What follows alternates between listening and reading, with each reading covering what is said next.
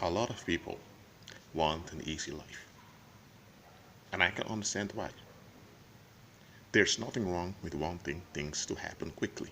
There's nothing wrong with wanting to have relief from troubles, from affliction, from difficulties. There's nothing wrong with desiring that.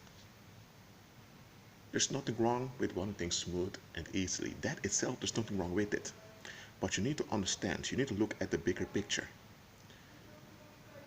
Easy processes, or let me say short term fixes, because that's what they are. We often don't realize those are short term fixes with short term benefits. They may not be the best thing for you, and most of the time they aren't. A short term fix can happen as long as there's a long term solution that's operating. But often we want series and repetition of short term fixes. And it will be easy, will be quick. Things will happen. And there will be benefits in it, but they are short lived. And those benefits will cancel themselves out, often at your expense and at expense of your environment. This may not be a message many people want to hear, but sometimes the instant delivery is not what you need. Because, look, I'm going to give an illustration again because I don't want to leave you in the dark what I've said. So, okay, let's think of a scenario. Let's think you have, I'm going to use a female example. Now you have a young girl called Francesca. Okay, she has entered her first year in university, and she's now in a new city. And let's say she comes to Rotterdam, and she has no friends over here, or all her classmates, former classmates of high school, they went to Utrecht, but she decided, I'm going to Rotterdam, I want a new environment. Good, there's nothing wrong with that. So she's in Rotterdam. She feels excluded. She wants to belong to a group of people. There's nothing wrong with wanting to belong to something bigger than yourself. That's a natural need of our soul. All right? But often, I'm saying most people, they don't wait upon the Lord for the Lord to fill in that blank. They want it to be filled quickly. And so Francesca, one day, she has this girl that approaches her, Naomi, and Naomi invites her to an association club where there are more students. So Francesca goes with them, and within 2 weeks, she is part of a crowd of girls that they call each other friends. So Francesca thinks, wow, it's going great. Well, she has company, she has friends now, that makes she feels happier, and that also affects her grades. So there are benefits that she now found a crowd to belong to.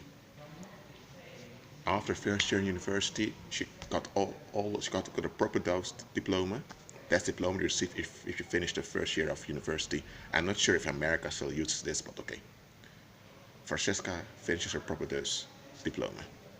In her second year, wow, she even gets a boyfriend from that group. Oh, so she thinks everything's going well. When she's about to graduate, she realizes that, hold on a minute. For past 3 years, she has only been hanging around the same type of people. And she began to realize now that she's about to leave the university. She wants to do a master also, but maybe she'll do a master somewhere else. And now she realizes that the people she hung out with, they're so close off from the rest of society. They're like a cult. And she realized how she has changed. She realized that she even got involved with certain activities she normally would not got involved with. And she began to think, what happened to me? She didn't even really recognize herself anymore.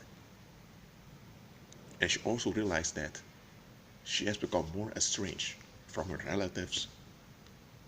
And so it's then that Francesca begins to realize that giving in to that invitation of that Naomi in her first year was not a good idea at all.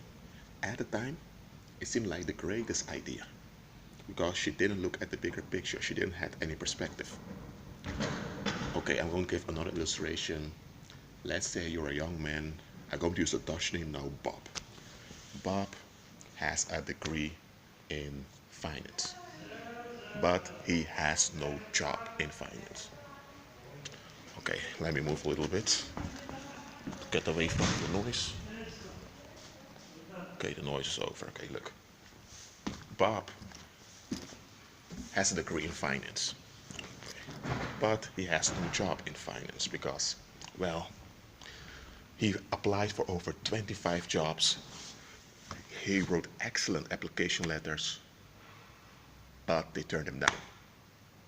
And Bob is a white guy, if you want to know, so it's not that. Bob decides then, okay, let me start my own business. And he did. So he decided, okay, I'm going to study, do a master's in sociology so that I can have more competence for also my company.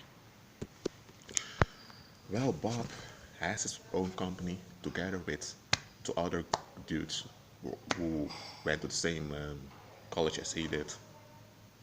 They get a few customers, just a few, and they can barely pay the rent and pay the taxes because the taxation services are like greedy wolves. They don't even wait till you have your finances in order. They wanna take their part quickly. So Bob one realized one day that, hold on a minute, we've had this company almost 4 years and we can barely go on a holiday.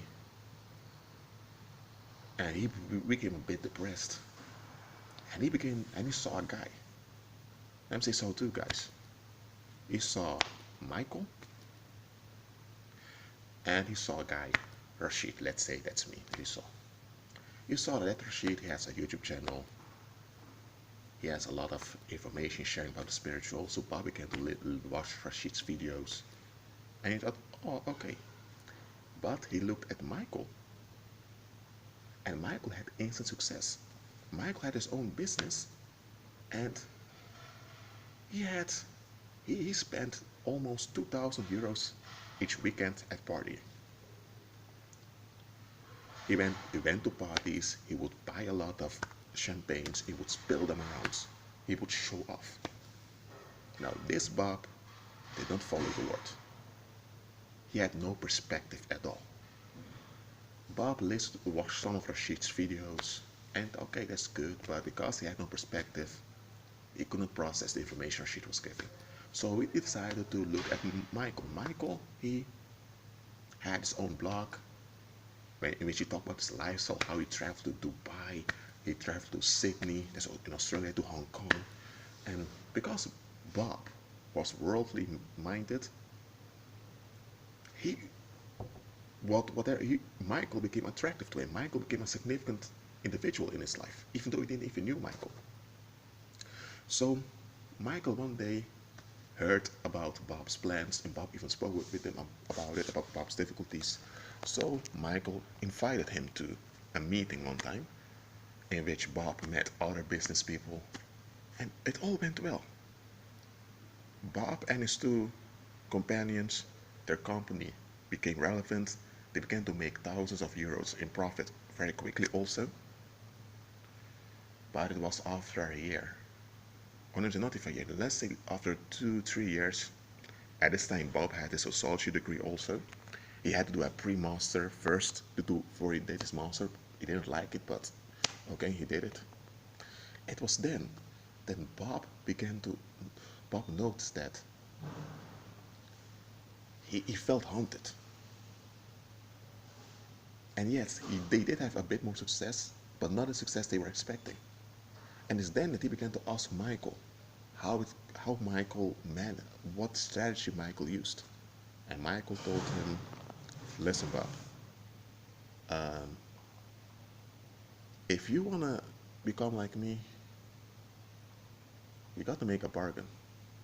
And Bob was thinking, okay, what are you talking about, the bargain? Michael told him, Bob, you can have your business, and by your own strength and with the strength of other people, you can you can make it a success. You can have that. You may even become big in this world, but to have the strong validation I have that you have success everywhere, you're not getting that from human sources. You need to go to higher powers. Bob thought, you mean like gods and all of that? Well, we call them gods, but then Michael told him plainly, I worship demons. That's what Michael told him. And Bob was thinking, what?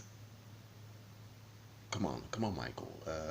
Be real, man. You have an education. You went to college. You grew up you're in the 21st century. Don't call me that crap.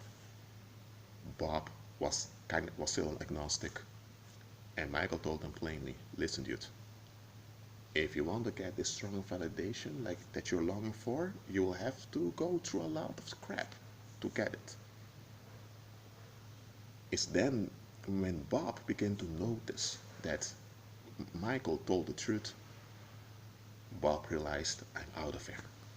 Bob told his fellow companions he was buying himself out of the business.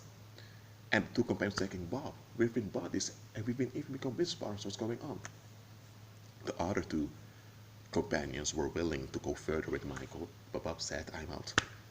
So Bob got a job, a part-time job, at some, I would say some store, and he was satisfied. And all the people around him were thinking, isn't that Bob, that sociologist?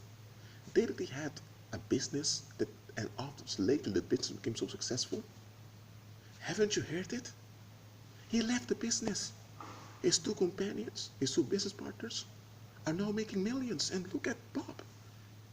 He is working at a local shop, part-time, can barely pay the rent. What's happened to that guy? But Bob knew why Bob backed off.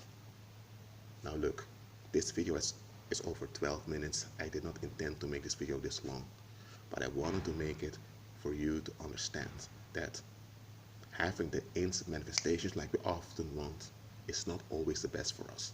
There are times that an instant manifestation is good and helpful, but often it's not. And especially when it comes to finances, don't be distracted by the instant financial manifestations others receive. Oh, they're starting a business and immediately they have investors who want to invest in their business. They were looking for a job and bang, they got a job where they earn a lot of money, even though they don't have years of experience. Something to look out for. Or maybe one of the girls you went to high school with is now married to a guy with a lot of money, and you think, oh dear. Listen, do not be swayed away by the instant financial manifestation you see with others. Because most of the time, the Lord is not behind it. And if the Lord is not behind it, then you know who's behind it. And you know that it's a null movement. And I hope you're not after null movements. Anyway, enough. I'm going to close this video now. Just if you're going through suffering and you don't see a way out, don't get depressed, just continue to go. Continue, just endure. There is victory for you when you're in Christ. That being said, be at peace.